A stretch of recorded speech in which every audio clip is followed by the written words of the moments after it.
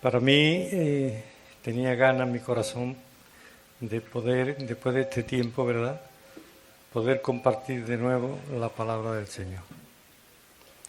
Él me está restaurando y bueno, es un gozo para mí en esta mañana estar con vosotros de nuevo. Tenemos, como todos sabemos, el capítulo 5 de la primera epístola del apóstol Juan,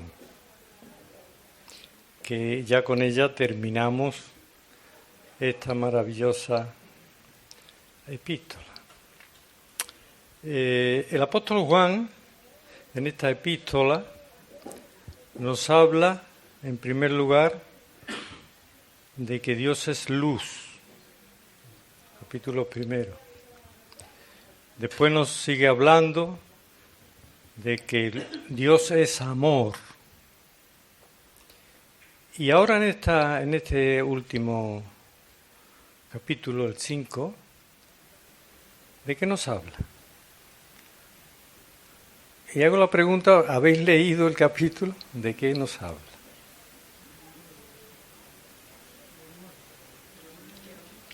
De la vida. Nos habla de la vida, de que Dios es vida, ¿verdad? Y este capítulo es muy interesante, como todos ellos, porque aquí nos aclara el apóstol Juan muchísimas cosas. Nos aclara muchísimas cosas. Por ejemplo, ya es corto, tiene solamente que 21 versos, y comienza diciendo: todo aquel que cree que Jesús es el Cristo, dice, es nacido de Dios. Y todo aquel que ama al que engendró, ama también al que ha sido engendrado por él.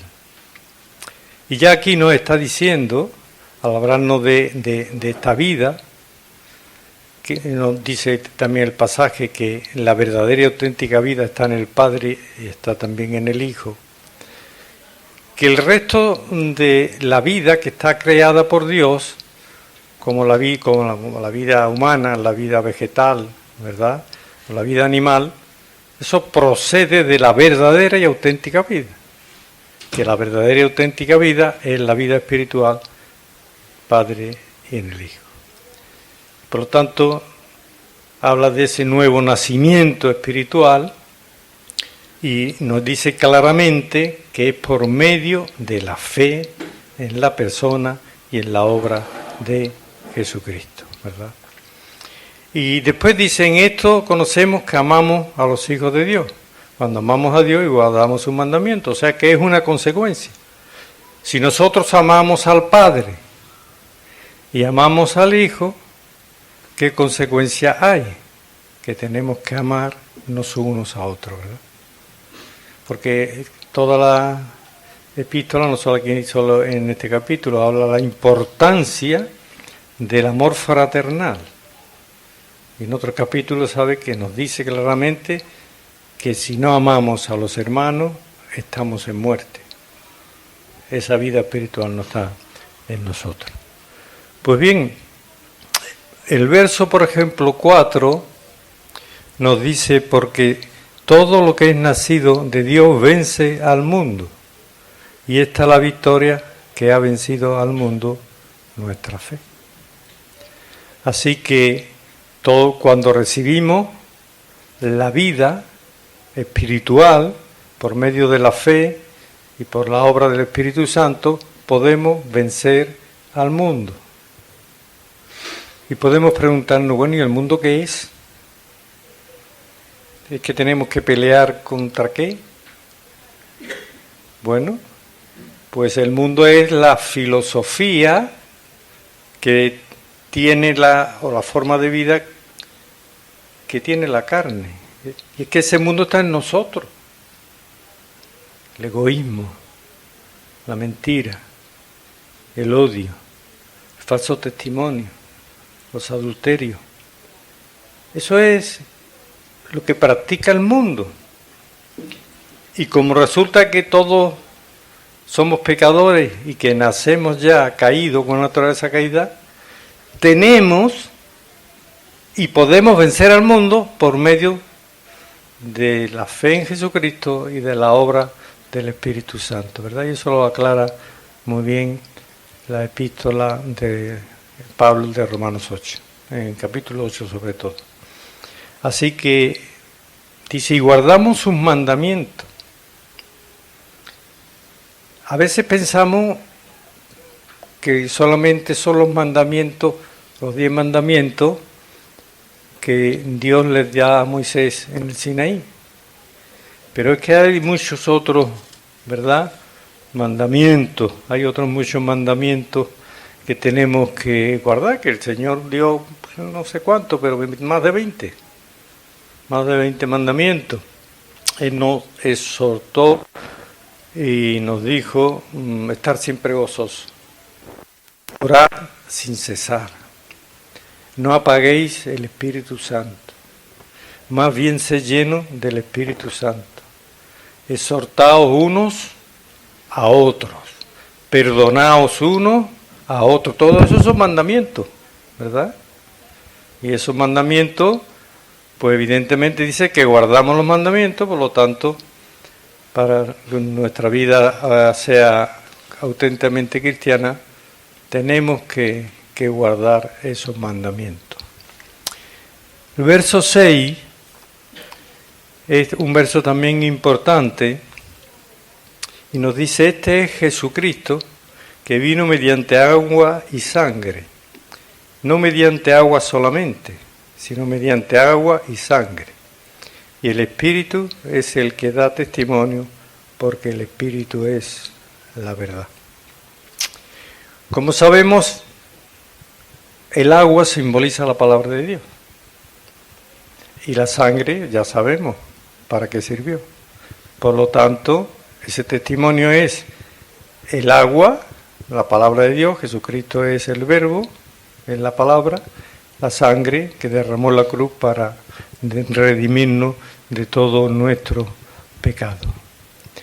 Cuando Juan estaba al lado del Señor, cuando estaba siendo crucificado, y seguramente vio cuando aquel centurión traspasó el costado del Señor, y nos dice la palabra que salió agua y sangre, ¿verdad?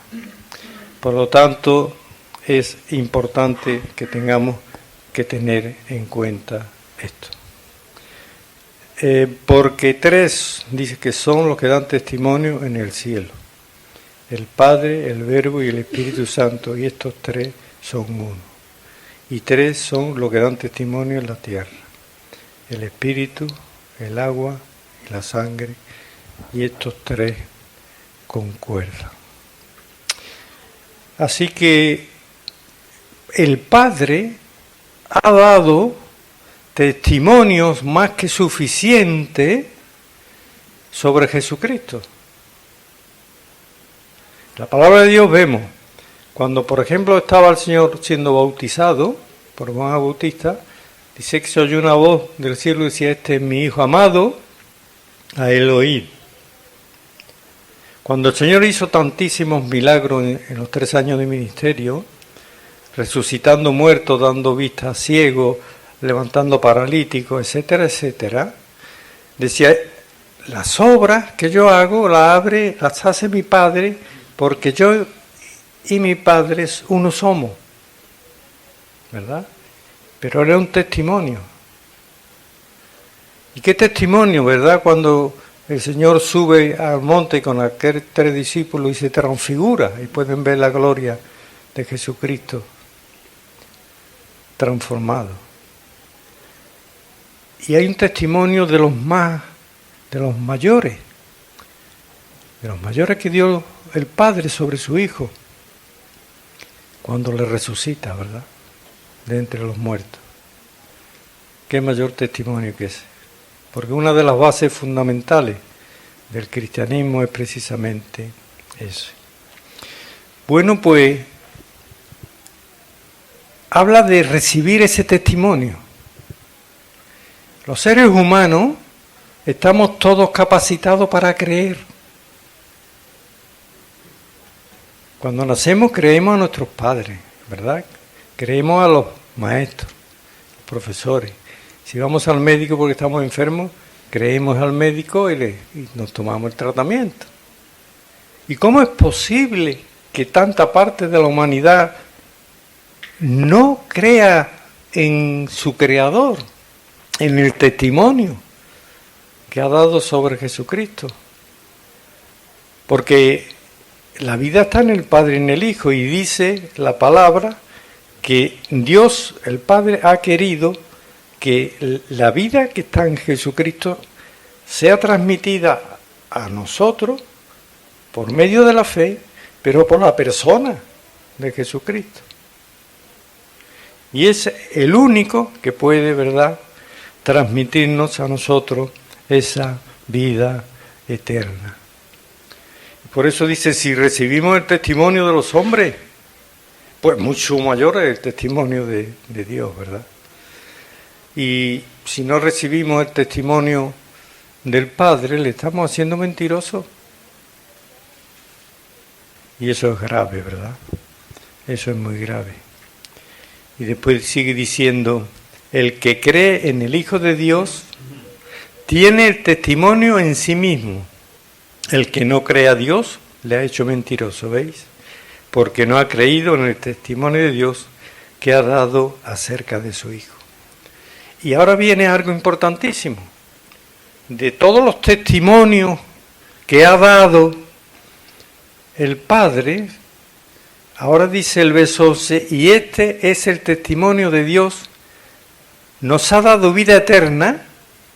No dice nos dará vida eterna cuando partamos de este cuerpo físico, sino que ya tenemos vida eterna si que hemos creído de verdad y hoy hemos obedecido a la palabra de Dios.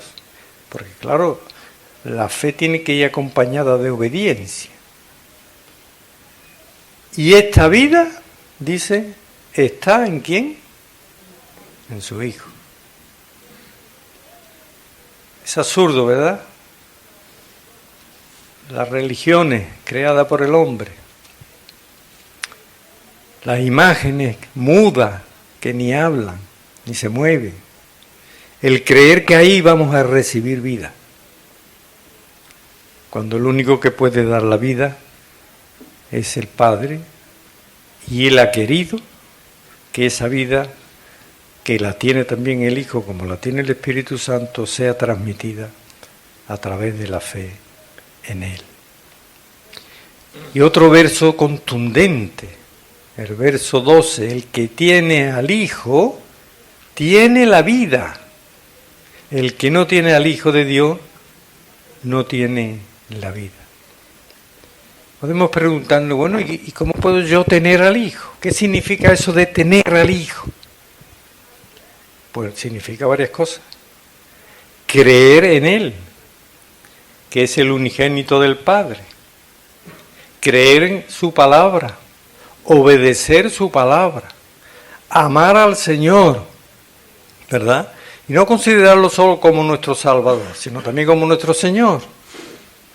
Y la obediencia, como digo, es fundamental.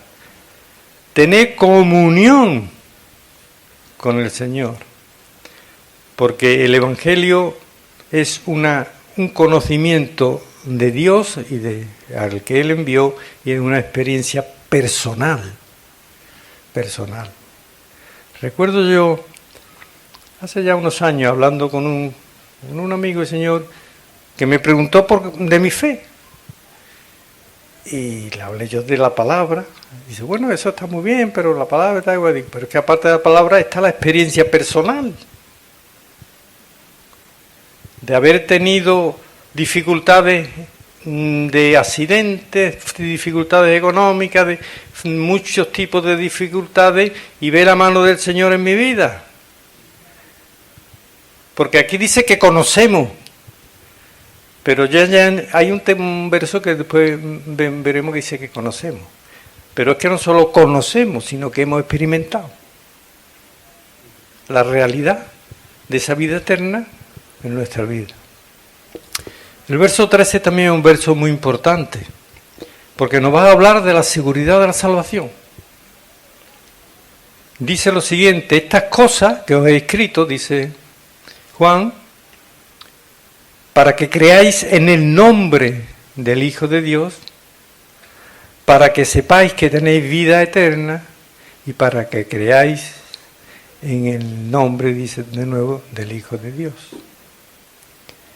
O sea, nos está diciendo que sepamos que tenemos ya vida eterna si verdaderamente hemos creído y hemos obedecido. ¿Y qué significa el nombre de Jesucristo? Pues dice Filipenses que el Padre cuando lo resucita le da un nombre que es sobre todo nombre. El unigénito del Padre, el Dios eterno, príncipe de paz, ¿verdad? Nuestro Salvador, nuestro Consolador, todos los títulos. Rey de reyes, Señor de señores. Ese es el nombre y muchos más que tiene el Señor, ¿verdad? Así que la vida eterna no se puede perder. Yo he conocido a muchos hermanos en la fe que temen que la vida eterna se puede perder.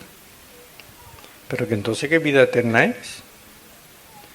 Si la vida eterna se pierde, ¿verdad? Ya no es eterna. Y lo importante no es lo que creemos, sino en quién creemos.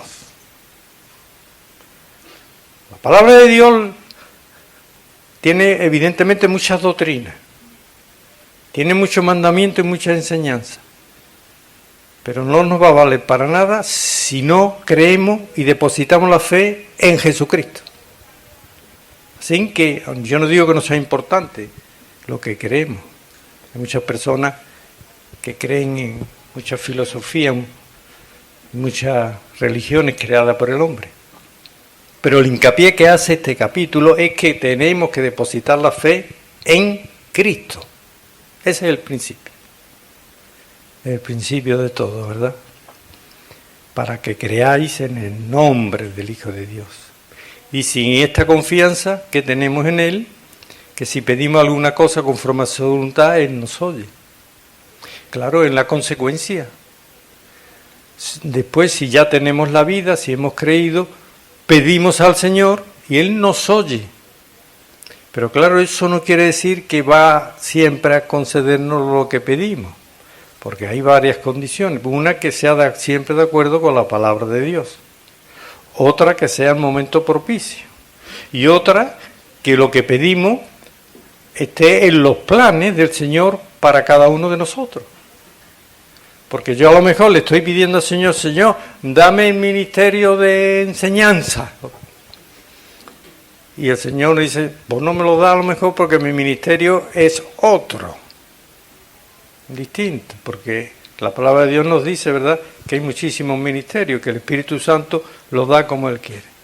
Entonces a veces los cristianos nos desesperamos porque el Señor a lo mejor no nos contesta, y puede ser por varias causas, como digo, porque no sea el momento adecuado, o porque los planes que el Señor tiene para cada uno de sus hijos no encaje lo que le estamos pidiendo, aunque sea algo bueno y positivo. Entonces eso es importante, ¿verdad? Pero dice, nos oye y nos va a contestar. Y sabemos que Él dice, nos oye. Y cualquier cosa que pidamos sabemos que tenemos las peticiones que las hayamos hecho. Después ahora viene un verso que nos vamos acercando ya al tiempo, que a veces no se entiende bien. Y yo quisiera que este verso quede ahora claro. Si alguno viene a su hermano cometer pecado que no sea de muerte, y se pedirá y Dios le dará vida. Esto es para los que cometen pecado que no sea de muerte. Hay pecado de muerte por el cual yo no digo que se pida. Aquí nos está diciendo que hay pecado de muerte y pecado que no sea de muerte. Y vamos a aclararlo. Pecado de muerte no se está refiriendo a que perdamos la salvación, ¿verdad?, ni que perdamos la vida eterna. Sino que el pecado de muerte es un pecado que el Señor disciplina, porque es un pecado, por un lado, grave, y por otro lado, porque hay una persistencia en ese pecado.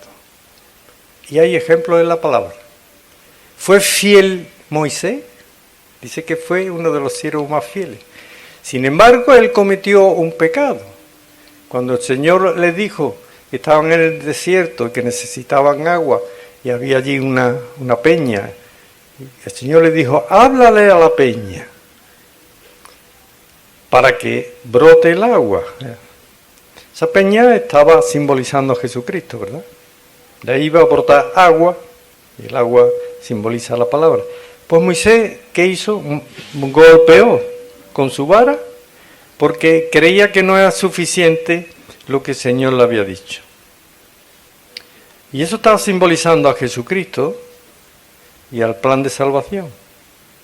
Y desgraciadamente hay muchas personas que creen que el Evangelio de la Gracia no es suficiente, que tenemos que dar nosotros a poner de nuestra parte unos méritos para obtener el perdón o la salvación, ¿verdad? ¿Qué pasó? Moisés le rogó, lo tenemos en el Antiguo Testamento, varias veces al Señor que le permitiera entrar en la tierra prometida. Y el Señor le dijo, solo la verás cuando le permite subir al monte Nebo, ¿verdad? Que por cierto tenemos una poesía preciosa, que algún día la leeré, sobre la presencia de cuando Moisés estuvo allí en el monte Nebo, contemplando la tierra prometida. No lo permitió el Señor. Ananías y Zafira, todos conocemos la historia, ¿verdad? Vendieron una propiedad y la pusieron a los pies de los apóstoles y le dijeron, aquí está todo lo que hemos tenido, y se habían guardado parte. Y entonces Pedro dice, ¿por qué habéis hecho eso? ¿No era la propiedad vuestra? Pues si la vendéis, podéis perfectamente haberse quedado con todo, porque era vuestra. Pero lo que habéis hecho es mentir al Espíritu Santo, porque os habéis sustraído y habéis dicho que la habéis entregado entera. El Señor le retiró la vida, ¿verdad? En aquel instante. Eso es pecado de muerte. ¿Qué dice cuando hemos tomado el pan y el vino? ¿Qué dice Pablo? ¿Verdad? Que cada uno nos analicemos y tomamos del pan y del vino, ¿verdad? Discerniendo el cuerpo del Señor, si no lo discernimos. Si algunos enfermaron y otros ya duermen. Eso no quiere decir que esa disciplina se pierda la salvación ni la vida eterna, pero sí el Señor disciplina con la muerte física cuando persistimos en un pecado grave y no nos arrepentimos, ¿verdad? El Señor puede, es su voluntad, pero que puede ejercer perfectamente eso. Y es lo que aclara esto. Por eso dice la palabra que no pidamos sobre los pecados de muerte, porque eso corresponde, esa disciplina solamente la puede ejecutar el Señor, ¿verdad? Y bueno, y ya creo que el tiempo se nos está yendo. Toda injusticia es pecado, pero dice, hay pecado no de muerte. Así que dice, sabemos que todo aquel que ha nacido de Dios no practica el pecado, pues aquel que fue engendrado por Dios le guarda y el maligno no le toca. Y ahora lo que nos va a aclarar la diferencia que hay entre caer en un pecado y practicar el pecado, que todos sabemos. Todos podemos caer en una mentira, en cualquier otro pecado, ¿verdad? En hablar malamente de alguien, en un falso testimonio. Pero claro, si luego hay arrepentimiento, abogados tenemos para el Padre Jesucristo. Pero la práctica permanente del pecado, si yo por ejemplo cometo adulterio, como cualquier otro pecado, y permanezco durante el tiempo practicando ese pecado, pues la palabra está diciendo que seguramente es que no hemos nacido de nuevo, que no hay en nosotros, porque dice que el que ha nacido de nuevo es protegido por Dios y el maligno no le toca. El maligno nos puede provocar en el aspecto de la tentación, pero evidentemente si contamos con el poder del Espíritu Santo, vamos a vencer, ¿verdad? Y ya... ¿Un minuto? Muy bien, gracias.